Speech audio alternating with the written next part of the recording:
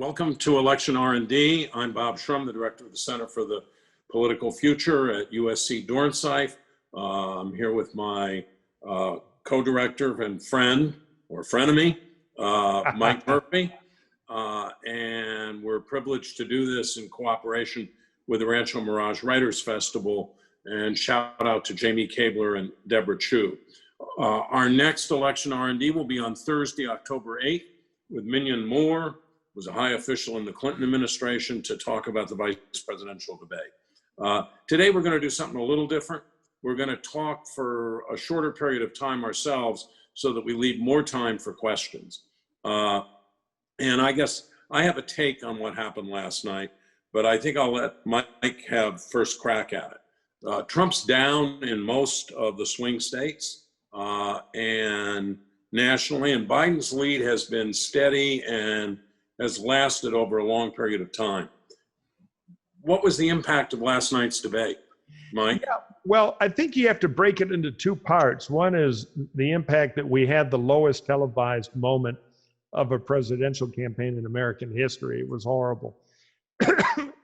Excuse me. It was an assault on every democratic norm we have, and Trump is such a creature of bad faith that, even debate rules he agreed to meant nothing. So it was a train wreck and a horror, and we'll talk about that and how it might be fixed going forward. As far as the politics of it, if you work in the Trump campaign, for the last 90 days, you get up every day, you have a cry, and then you look in the mirror and think, what can we do today to make the campaign not about firing President Trump, because that's where the country is, but instead, what's wrong with Joe Biden? Coming as it did at the end of September was an opportunity for Trump to do well, to reset things, and to create an October, situation where he could prosecute Biden and maybe get the focus off him and close the race, because he's perilously behind now in every state that counts, close in a couple, but not close in nearly enough. So, did that happen? No, Trump ate the podium. He set his hair on fire. And that was good for Biden, because it was a huge opportunity for Trump to get some forward traction and do something, and he didn't. What he did instead with his performance was he pleased the most loutish part of his base, which is not enough to win the election. The voters Trump needs are mostly female. He's got problems with men too, but he really has a problem with female voters, and particularly college-educated white females who live in the suburbs. And the debate last night had the opposite effect. It was like designed to alienate the voters he needs the most. And it gave Biden a pass, because Biden had a few strong moments. And that is good news for Biden, because those are things that will be shown again and again and again for the next 72 hours on television. Biden also had some wobbly moments. And if Trump had been an adroit debater, he could have done well. Instead, with his childish behavior and his tantrums, he gave the debate to Biden. And most of all, he created no traction for October. And every day that goes by of nothing happening is a great day for Joe Biden. So now Biden will have a whole week of tangling Trump up in the horrible debate reviews, and he'll burn off more of the clock ahead, which is another win for Biden. So I thought it was an epic fail on Trump's part and a gift to the political fortunes of Vice President Biden last night. Yeah. One of the most interesting things about this morning is that the viewership was very low. It wasn't 100 million people. It's 30 million. They're going to add in the cable number, so it'll go up a little bit from that. But to me, that says that most people really have made up their minds. They're not shopping. They're not looking at alternatives. The second thing, and I agree with you on this, is Trump, not only by his conduct, the way he dealt with Biden, the way he dealt with Chris Wallace. One of my rules is never fight with the moderator. It's not a good idea. But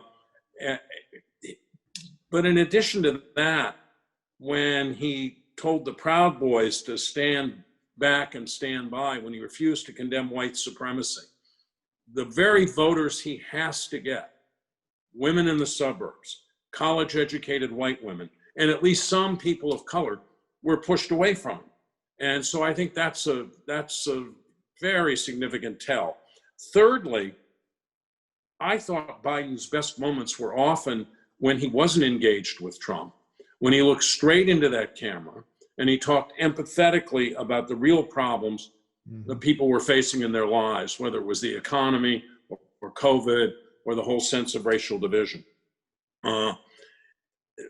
Finally, I was stunned, I guess, that the president would not say that he would accept the results of a certified election, and launched again this massive attack on mail-in ballots, saying things like, how could the post office handle 80 million ballots? Well, they handle 160 million first-class letters a day. They handle 2.5 billion letters in the week before Christmas. So I think we are maybe headed for a potential crisis. Mike, how do you avert that?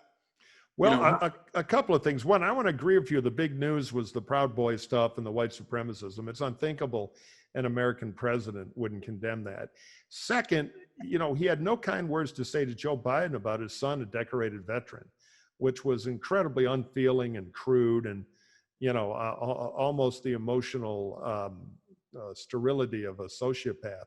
And I did think that for Biden's wobbles last night, his empathy came through loud and clear. And that's a powerful contrast with Donald Trump, who's clearly got issues. And I think that was a good bit for Biden too. Now, as far as how do you avoid it, there are kind of two ways. The most brutally effective would be to win Florida or Ohio or both. Why? Well, they're both big, important states. Frankly, no Republican president has ever been elected, I believe, without Ohio, and none since 1924, 96 years, without Florida. So if you win Florida, you win Ohio, you basically crack the Electoral College. Very, very hard for President Trump to catch up. So they're electorally real backbreakers. So if that happened, it would be impressive. But there's another aspect of both of them. They are states that count the absentee ballot, which will be high this time, probably over half the vote, in real time. In other words, when they get them. Right. So some states, the absentee ballot comes in the mail a week before the election. It goes into a secure pile to be opened starting on election day. Some states have laws like that. Other states, like Wisconsin has that law. Other states allow the clerk to start counting them when they come in, which means on election night, or at least late that morning or the next morning, you have a pretty complete count. There are always some military ballots from overseas and other mail-in ballots that make them in late.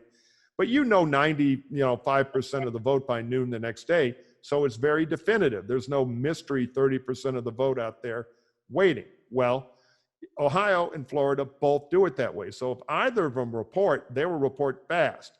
If they both were to pop, and I will say Ohio's the great secret Biden state right now. He's up 4 points, or at least he was before the debate. The Republicans there are in a stone cold panic over this. And Florida's a tight race, but Biden has been consistently, albeit closely, ahead. If they both were to pop, it would snuff out the political candle of Donald Trump, regardless of the absentee story in Pennsylvania or a Wisconsin or even a Michigan, all states that may take a few days to count a surge in absentee ballots. So the kind of basic way to do it is crush them in the same day states, either one of them, hopefully both. The other way to do it, if that doesn't happen, and you don't have those results on election night, you've got to get a greater authority to calm the country and reinforce faith in our institutions, because I'm with Biden. I believe the count will be done, and he will leave if he loses, because he'll have no choice. But you might have that 7-day period of confusion, and that's where former President Obama and Bush, I think, could make a joint statement and take a public role to kind of calm the country and reinforce faith in our institutions. It, to me, is almost criminal that we're at the point in the American election where that has to be contemplated. But the president, as he showed in the debate last night, is a bad actor on the duty of reinforcing public trust in our democracy. So there's got to be a reaction to it. But what I'm doing every day is trying to win Florida and encouraging others to go win Ohio, so the Trump candle is snuffed politically the day after the election. Yeah, one of the things in terms of Florida that's interesting, that Proud Boys comment, the comment about the white supremacists, actually I think hurts him in Florida. First of all, the Proud Boys are anti-Semitic, and that's going to hurt him with Jewish voters. It's going to hurt him with Latinx voters. It's going to hurt him with African-American voters. He's not going to get many African-American voters. He has to get some. He was. You mean Trump won't get many African-American voters? Yeah, right. That's what. Yeah. Trump will not get many African-American voters, but he has to get some. And he was doing half decently for a Republican in Florida with Latinx voters because of the Cuban community. But I think the kind of comment about the Proud Boys tends to push those voters away. One other thing that I'm interested in, I know that you believe that Trump acts on impulse, not strategy. I think it's possible that they or he made a strategic decision last night that he was just going to constantly interrupt, try to get under Biden's skin, try to get Biden to lose his temper, maybe even try to exploit the fact that Biden used to have a stutter and throw him off his game. Do you think that's possible, or do you think he just was so mad that he had to be there and he just came in there saying, you know, I'm just going to do whatever pops into my head? Yeah, I think his guys told him if you provoke Biden, he may lose his temper. That's good for you. And they probably showed him tape of Joe popping off at a voter or two, which happened in the Iowa caucus and other places. So I think that was kind of a goal in his head. But I think his style is much more instinct and almost therapy, where he has to rant and rave and he can't stand to be quiet when anyone criticizes him. He's just that insecure. So I think it might have been a mishmash of some kind of vague goals to put Biden off his game, and a need to blurt out, and an inability to have the self-control to shut up and have any decorum. And frankly, an instinct he has to just try to dominate everybody, to speak over them, ignore them, just to bully the room. And, you know, he succeeded. He bullied everybody. He bullied Wallace. He bullied Biden, but he did it in such an off-putting and horrible way that he did himself a lot more harm than good. Yeah, it's like King Pyrrhus, one more such success and we shall be undone. Yeah. I mean, I think he paid a pretty high price for that. The debate commission has just announced that it's going to change the structure of the debates to try to prevent a repetition of this.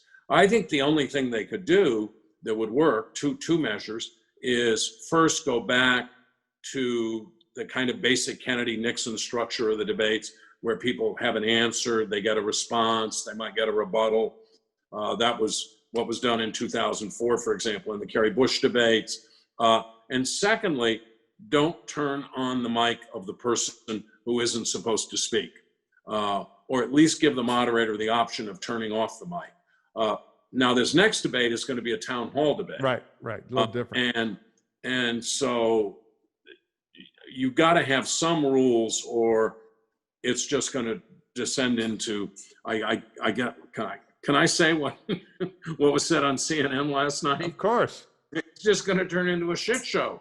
And I think it's Biden might have won last night. I think he did, but democracy lost. Oh, it lost huge. No, look, first of all, I sent the debate commission a telegram last night because they are an antiquated organization. So I thought they'd appreciate it. Telegram. And I said, my suggestion is the moderator should have a kill switch on the mics and a fire hose, because that's what it's going to require to shut Donald Trump up.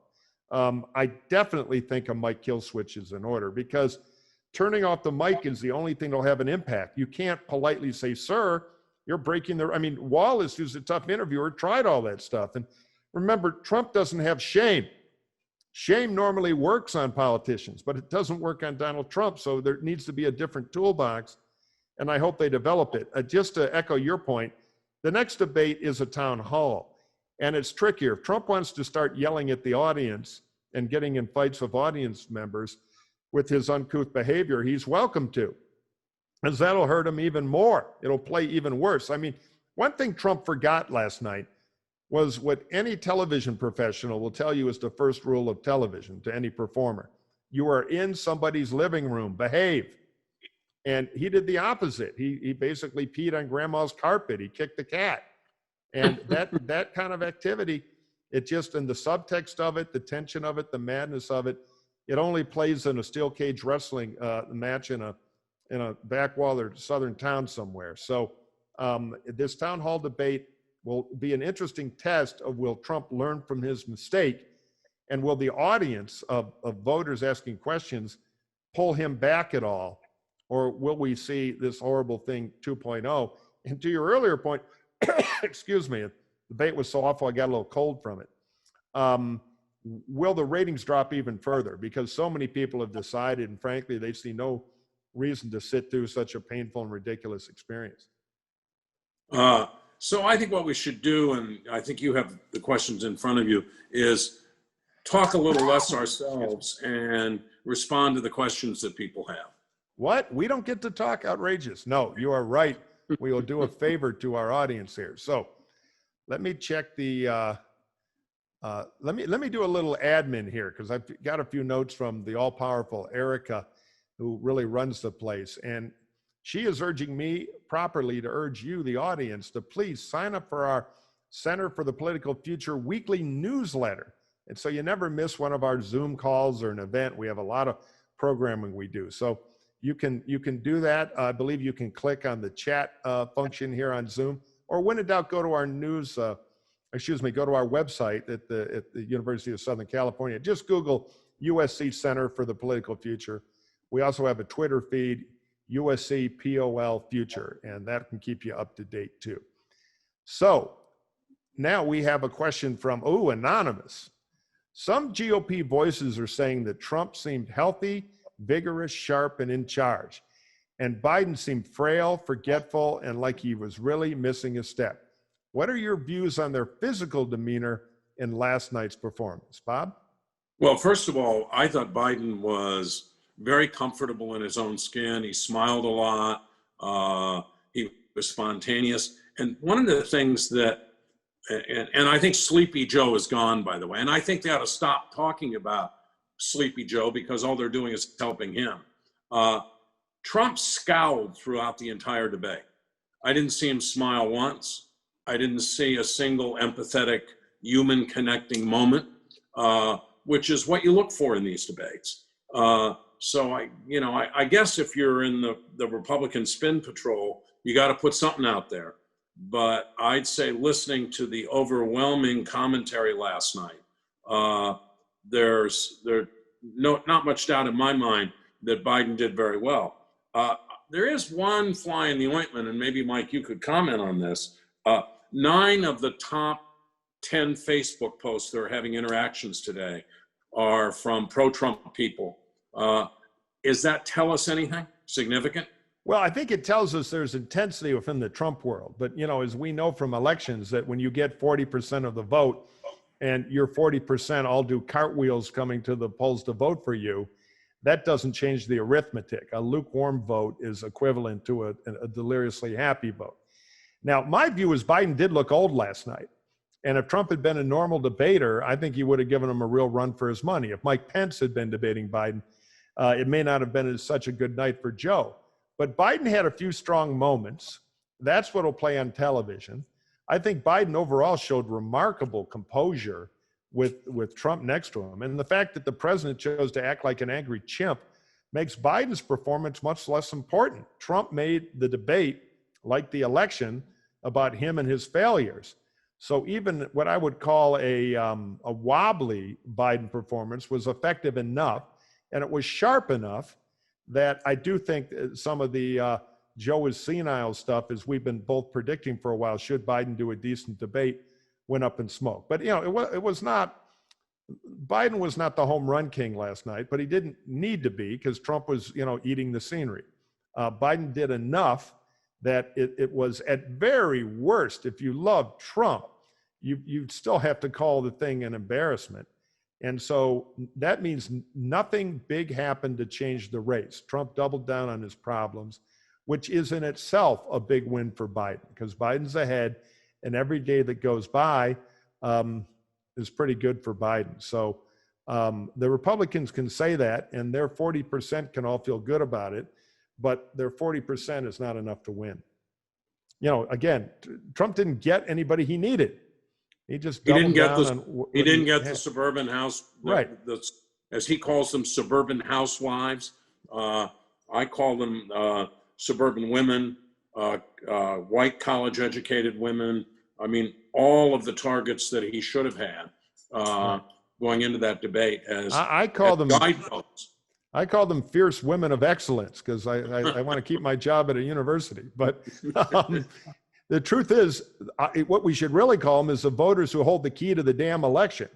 And Trump ought to do a lot more respecting and a lot less offending if he doesn't want to be wrapped up in a carpet and taken out of the White House screaming and yelling on election day.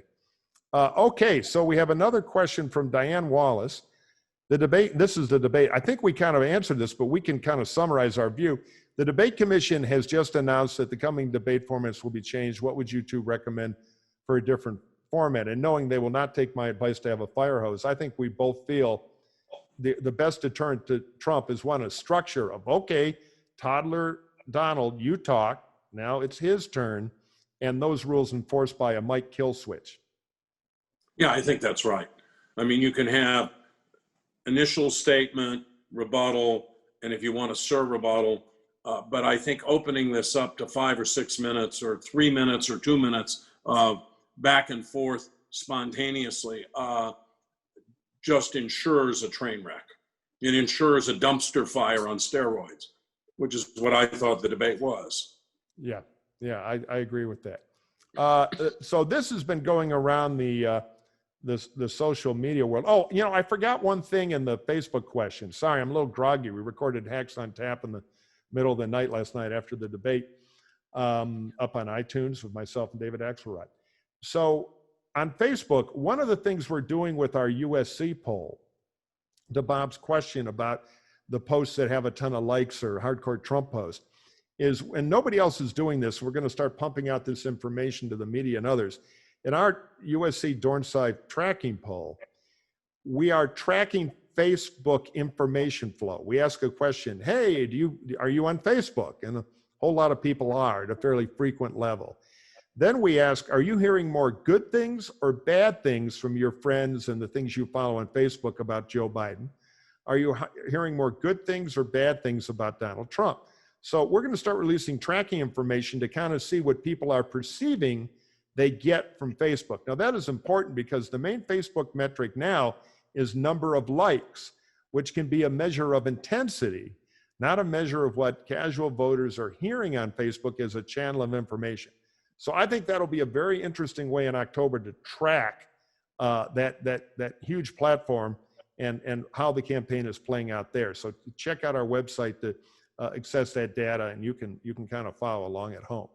Now, here's a question from Scott Obler, which reflects something I think a lot of Democrats were thinking last night. Is there any benefit for Joe Biden to participate in any more debates, given the behavior of Trump in this one? I think he will participate. He's agreed to participate. My guess is Trump would like to not participate. He really looked last night like he was in his own head saying, can't somebody get me out of here? I hate this. But I don't think there's any profit for Biden in withdrawing from these debates. In fact, I think the next debate, the town hall format, plays to his strengths.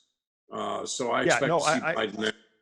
I agree with that. And the Biden posture ought to be, look, you know, I have to take Excedrin, but the more the country can see that we have an unfit raving lunatic in the White House, the better for the country and the better for me.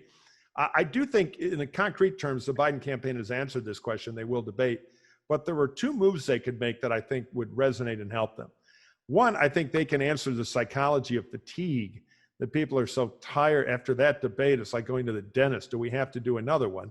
And Biden can say, look, if you're tired of this campaign of Donald Trump, vote early, vote right now. You know, you can send in your vote and the campaign's over for you. You can turn off the TV and take a vacation and I'll see you at the inauguration.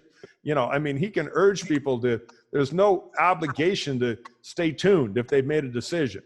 And I think the second thing the Biden people can do through surrogates, I don't want to hear Joe Biden whining about it, but the Biden campaign can launch a pretty good offensive that there ought to be a microphone kill switch.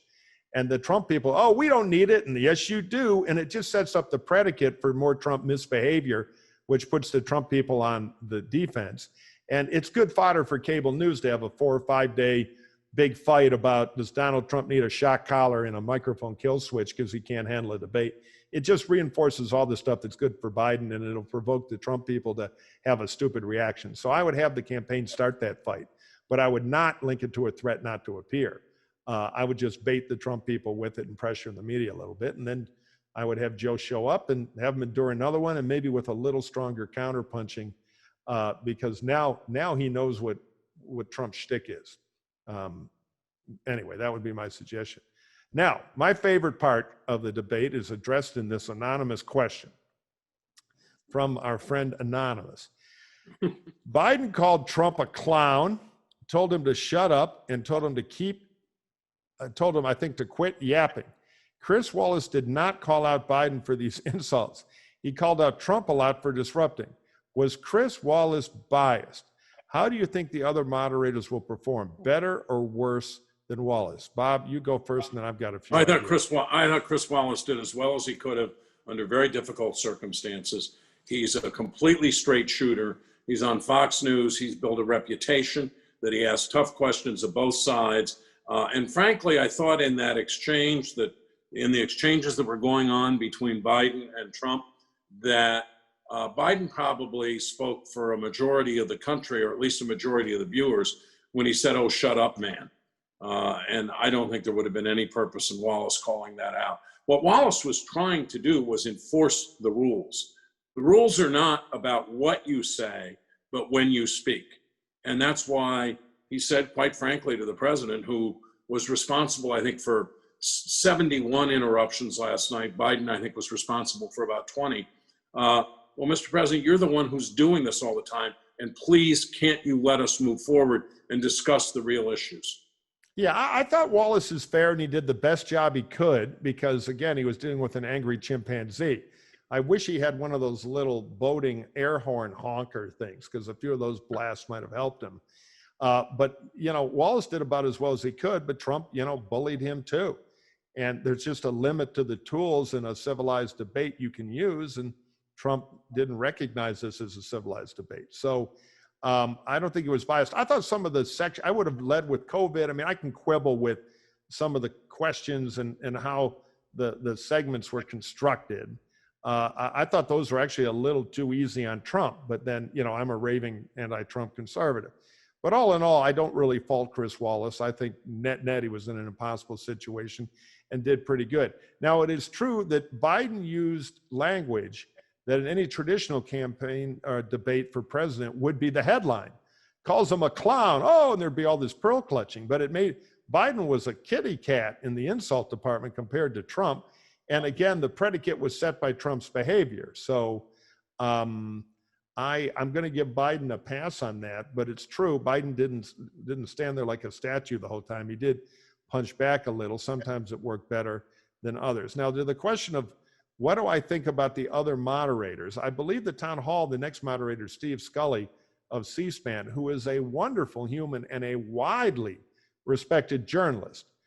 But, he is not a Killer Kowalski. And so he's going to need tools to control Trump because his demeanor is civilized journalism, and that we know is difficult with Trump. So I think this is why the debate commission has to step up and give the moderator some powerful compliance tools to enforce a little more grown-up behavior. Okay, from insults, we go to a question from Calvin Lau. Can the third debate be canceled? Well, one of the candidates could say they're not going to show up. After a bad town hall debate where the audience all starts throwing paper cups at Trump, he may not show up for the third one. I mean, we now know anything goes, but it takes a candidate to drop out, and the Biden people have been pretty clear they're going to show up. So I think it's highly unlikely, but nobody has to watch it. I have a feeling the third debate could be the least watched presidential debate by a significant margin in American history because it's become crazy background noise and people don't find value in it if they think it's going to be like what they painfully sat through with low ratings, by the way, last night. I don't think Trump likes debates. I don't think he wants to debate. I think he will debate, and there will be a third debate because he absolutely needs something to happen to have any chance to close the gap here. Yeah, I agree with that. A question from Erica. I'm going to mispronounce your last name, Erica. I'm sorry. It's F-U-S-T-E. I'll say Fuste. How do you feel about Biden's tactic to remain calm and respect Trump's speaking time? Is it better for Biden to engage with or ignore Trump at all costs? Well, I think what Biden did last night was he engaged at times, and at other times he ignored Trump. And as I said earlier, turned, looked straight into the camera, and talked in human terms about the issues that people are dealing with in their lives. I think it would be a big mistake for Biden to emulate Trump or to in any way engage with Trump constantly on Trump's terms. Yeah, I agree with that. Look, emotionally, Democrats wanted a moment where Biden really chewed out Trump last night. And Biden didn't quite deliver that, although there were a few spots like when he was defending his son's service that I thought were very effective for him. But again, that implies a debate where you can do it. What happens is the minute you engage Trump, he starts shouting at you and it becomes an unintelligible mess. So I thought Biden did the balance pretty well. I would have probably encouraged a little more strength, though Biden did break through the morass when he talked to the camera. I agree with Bob on this. So if I were Biden in the third debate, I think I would start to the camera and play to the camera the whole time.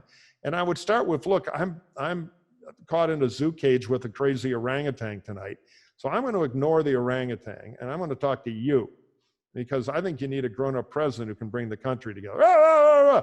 And occasionally you just get silent. Said, are you finished with your tantrum? Okay. And then back to the camera and try to marginalize Trump as much as possible. I think that could be a good strategy for the third debate. Now, a question from our friend, Hollywood legend and friend of the center, Sean Daniel. Is it possible that this was Trump's strategy? Trump knows he's going to lose. His debate performance came across as a deliberate strategy to create chaos and incite violence around the election to prevent a fair counting of the ballots. Bob? If that was his strategy, I don't think it worked, but I do think he riled up about 30% of the country or 30% of the voters by telling them the election was going to be fraudulent. And that's what he said. It's going to be fraudulent. I think his strategy was more designed, Sean, to throw Biden off his game and to make it almost impossible for Biden to talk. It didn't work. I think it hurt Trump. But I don't think that at the end of the day, for reasons Mike spelled out earlier, and I added my own 2 cents on it, I don't think that the effort to steal the election, that is, if Trump is losing, I don't think he's going to be able to engage in a whole bunch of procedural moves that will ultimately result in him staying in the White House. I think actually there will be adults in the room and the government who will tell him he has to go. Yeah, absolutely. And remember, the U.S. Army and all our armed services, the officers take an oath to the Constitution of the United States, not to the president. So I would just echo what Bob is saying, about this I just don't think Trump is strategic. I think if you were to look into the salad of Trump's thoughts, one would be just rage at the media, who he thinks has covered him unfairly, particularly now in the wake of the New York Times story. Huge embarrassment that the billionaire peers he's so desperate over 30 years to impress know that he's bleeding cash and going broke and is going to fall out of the billionaire thing pretty quickly unless he can deal with all the debt he's got by selling assets. 3, some sort of win. So if he leaves the White House, he still has a marketable brand to help dig out of the hole. And then 4, the possible tax criminal case pending around the Southern District of New York. Those are all problems. And the best thing for him is to win the election and still be president. He'll negotiate from a position of strength. So I think he's very afraid he's losing, but I don't think he's certain he's going to lose. And I think all campaigns live in a bubble that underestimate their opponent unless good strategists keep them from doing that. So Trump thinks Biden is senile, barely knows what's going on, and is weak. So if Trump can bluster and bully enough that Biden runs from the stage weeping or whatever Trump imagined the great outcome was, it would be a win. So you kind of had a caged animal knowing only aggression last night. And Trump was kind of playing the only piano key he knows, pounding on it. The problem is it's the wrong key to get him out of the trouble he's in. And, now he leaves this debate, his greatest opportunity for an October reset, thrashing around in quicksand. Well, the Biden campaign is on a whistle-stop tour going to, among other states, Ohio, where they now, along with Florida, have a second good shot at breaking Trump's neck politically. So I don't know if it was a strategy. I think it was more of a desperate lunge. And again, I don't think it worked for him. Now, we've discussed this before, but people want to know, so we'll answer the question and summarize from Judith Harris. Any more commentary on Chris Wallace's performance of moderator? To me, he lost total control and waited way too long to set limits on Donald Trump. I was not sure whether Biden needed to question Wallace about taking control as moderator. Comments. I think a lot of Biden supporters who, let's face it, don't like Trump, really want that Aaron Sorkin movie where a moderator or somebody really chews out Trump and tells him to sit down and shut up. And they did not get that emotional satisfaction last night. So there's some frustration with Chris Wallace. But, to be fair, a moderator has limited tools. Bob, if you were Chris Wallace, is there anything you would have done or he should have done that you think was a glaring omission last night? Well, I don't think it was glaring. He could have earlier called the president on the interruptions and said, we're going to do this in a different way, and I'm going to enforce the time. But of course, the only way he could do that was by saying something. He didn't have any tool where he could turn off the mic, where he could ensure he didn't have a fire hose. I mean, he literally didn't have anything but his own voice. So I don't really fault him. The Trump people are attacking him today, saying that Trump had to debate two people. He had to debate Biden. He had to debate Wallace. And Wallace asked some tough questions. I mean, I'm sure Trump did not like that white supremacy question. You could tell when he got asked. Yeah. I mean, he couldn't bring himself. Well, he kept saying, tell me what to say, which is very transparent. And Biden said, well, what about the Proud Boys? At which point he blurts out this line about stand back and stand by, which I think will be the line remembered out of this debate, and which is a terrifying line if you think about it, coming from an American president. Yeah, I concur with that. Now, the one time where I think Trump started to score as a normal candidate and Wallace could have done a stronger follow-up because Biden just had a terrible answer was, are you going to expand the Supreme Court? And Biden tried to make a meal out of, well, I don't want to make that an issue. Well, it's a presidential debate. There are issues, and that's a big one. Kamala Harris had screwed up that question earlier. And I think the problem was Trump started screaming and bloviated and ruined his own offense there. But I think that was a question that was worth some follow-up because Joe Biden should answer it. And I thought his evasion was reckless in Biden's lowest moment of the debate. And my guess is the Biden campaign will force itself to land on an answer to that. They're afraid of their progressive base. I wouldn't be if I were them.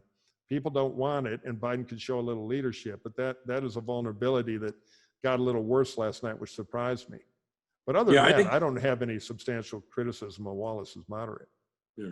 I actually think that the filibuster is a different question than enlarging the court. There would be more resistance to enlarging the court than there will be to getting rid of the last vestige of the filibuster. I mean, Harry Reid got rid of it for federal appointees, all federal appointees and judicial appointees, except the Supreme Court. Then Mitch McConnell got rid of it for the Supreme Court. So it's only left now for legislation. And I would not be surprised if it was modified substantially or even just gotten rid of. I think that's where the votes are, though. I bet the traditionalists like Joe Biden don't like it, and they're right. Okay, a question from Terry McMullen. Many of my Republican friends are struggling with Trump and as a result may choose not to vote at all compared to voting for Biden. If such a thing became prevalent, it seems to me it would have a big impact on other races. Mike, do you think this could happen? Short answer is I do, but Bob, why don't you talk about it first? No, Mike, you're running Republican voters against Trump. rvat.org, and we appreciate your contributions. So yes, I think some will drop off. Political scientists often say there are several kinds of voters. There are people who are Republicans, Democrats, Independents, and people who choose not to participate. That's kind of their participation. They opt out. So generally in a presidential year, most people who voted before vote again. It tends to be naturally a high turnout thing. But there are going to be Republicans who don't like Trump, and just can't go there to vote for Biden. And they may decide not to vote. Then it becomes a question of, do they vote the rest of the ticket, or do they just totally, not vote at all? My guess is there'll be a split. Some will participate down the ticket. Others will just not even participate in election day. And they've got reasons like COVID or Trump's ginning up fears about vote by mail, which are unfounded. But there are a lot of reasons they can kind of rationalize, I'm taking the year off. And it could have an impact. And it could have an impact down the ticket. I don't think it'll be a tidal wave, but my guess is a couple points of traditional Republican vote. Normally, Republican presidents in an election year, particularly a re-elect, get about 93, 94% of the Republican vote. Trump's down to the low 80s in a lot of places. And I think some of that will be people choosing not to vote for him. So yeah, I think it will have an impact on the election, but it won't be the driving cause. A question from Martin Dunleavy from the great state, or the great, I believe, Commonwealth of Connecticut. Bob, Connecticut, state or Commonwealth? State. State, okay. Commonwealth of Massachusetts, state of Connecticut. Although after the Waterbury scandal, there used to be an old joke by the political comedian that Delaware, Connecticut, and Rhode Island were going to break away and form their own country, Corruptica. So I recant that smear against the great state of Connecticut, and let's get to Martin's question. Was Trump successful in avoiding his tax issue last night? That's a good question. What do you think, Bob? Not much time was spent on it, but to the extent you still had the 30 million or 35 million people who were watching, they heard that he only paid $750 in taxes in 2016 and 2017. Now, as Wallace kept pressing him, he actually said, I paid millions of dollars in income taxes. And I thought Biden was actually good there when he kept saying, just release your taxes, then we'll know. Yeah, yep. Yeah, I think it's one of these weird things where, well, the good news is he kind of did avoid the topic. The bad news is he avoided it by stabbing himself in his own eyes. So, it kind of, but the issue's out there. And in fact, what he didn't do was address it effectively. He really had no answer. He just knocked the table over. Mike, if someone asks that in the town hall meeting, he's going to have to address it. He can't blow off a voter. Yeah, and what he'll say is, I paid millions and millions. I'm rich, very rich, very amazingly rich. And then maybe Biden can call on it. All I know is I'm a poor kid from Scranton whose dad didn't give him $100 million, and I pay more than you do. All right, you can tell I secretly want to be a Biden debate prepper. Anonymous question. Every week we have discussed the volume, reliability, and other issues related to mail-in ballots, and the topic came up again last night. What concerns do we have, if any, about mail-in ballots in this election? Have we seen anything lately that especially concerns or reassures? Should the public be worried? Why or why not? Postmaster General Shrum, what do you say? I say that the state of Washington and state of Oregon have been voting almost entirely by mail-in ballot for a long time. California, huge percentage of people do mail-in voting. The military has been voting by mail since the Civil War, and in fact, mail-in ballots in 1864 saved Abraham Lincoln's reelection and saved the Union. I think our biggest concern about mail-in ballots is that it should be that we have a president of the United States who is attacking them in such a way that he's trying to delegitimate the results of an election that he fears he might lose. But I don't have any. There's been a lot of studies of this. The Brennan Center has studied it. There have been other studies, and I just don't have any sense that mail-in ballots are a source of anything but de minimis electoral fraud. Yes, I concur with that. So here's, as Joe Biden would say, look, here's the deal. There is error in the election system. There always is. There's not widespread fraud. That's wrong. There's occasionally little patches of fraud, but on world standards, not a lot. But there is systemic error. We remember the Chads, there are lost ballots. The Postal Service, which has been having systemic problems for the last 5 years as private carriers like FedEx and UPS have become more integrated and powerful, and the post office is at rising cost and lowering revenue, has had some problems. So there is a chance, a small chance, that your ballot can get screwed up. Now, mail-in ballots are pretty safe. They have a good track record, but they're not error-free. Vote-in-person ballots and machines are not 1,000% error-free. There's a small error in it, like any big complicated system. But you don't have to worry that you're choosing with a mail-in ballot to participate in a failed system, because it's not true. Now, if you want to be really safe, you can show up at most places. They have early voting polls that are not crowded. You can walk your ballot in. You can walk your California or many other state absentee ballot in a couple days earlier. So there are ways that you can participate a little bit more in the process. Now, one thing about absentee vote by mail is often the ballots are one click more complicated. So you got to read the instructions and be careful. There's a little more window for human error caused by you, dear voter, in the system. So, but as far as Trump's fantasy that there's an army of sneaky Democratic communist operatives who are hiding in postal uniforms to ruin your ballots, that's all bunk. It is true they've had some early problems in Pennsylvania. Pennsylvania, the states that are new to absentee ballots, which is not in Ohio or Florida, but Pennsylvania's that traditionally have harder laws to request one, therefore lower volume. They're having a few teething pains. If I voted in the great Commonwealth of Pennsylvania, I would walk my ballot in just being slightly paranoid. But if I didn't have time to do that and I voted by mail, I'd be reasonably confident it'll work out. The idea of huge systemic fraud through absentee ballots is crazy.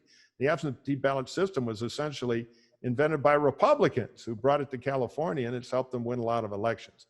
Bureaucrats in the operating machinery of the Republican Party are horrified by what Trump is saying because they think it's going to hurt Republican voting. So of all the things to worry about in this election, your mail-in ballot would be low on my list.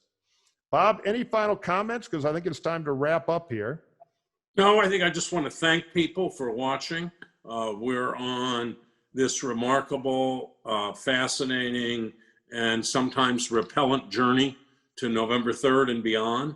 We're going to try to stay on top of it with you. And we look forward to seeing you next Thursday, October 8th, with Minion Moore to talk about what happened in the vice presidential debate. Mike Pence, by the way, will be a better debater than people expect. Oh, far better. He is underrated, and Kamala Harris, in my view, is overrated. It will be interesting. Now, I'm going to finish with a little call to mission here. The USC Center, we do a lot, as you know, if you've been watching these Zoom things we do and others. We're looking forward to COVID receding so we can open up our in-person work on campus. We help kids get internships. We send them out to the Iowa caucus to learn how campaigns really work and build a network that can be life-changing for somebody who wants to be in politics. We have fellows.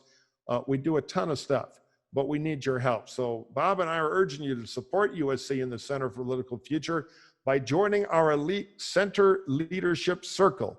Your donation, tax deductible, I believe, you can check with our office, funds scholarships, events, student jobs, and so many programs designed to help Trojans promote civil discourse and help save democracy.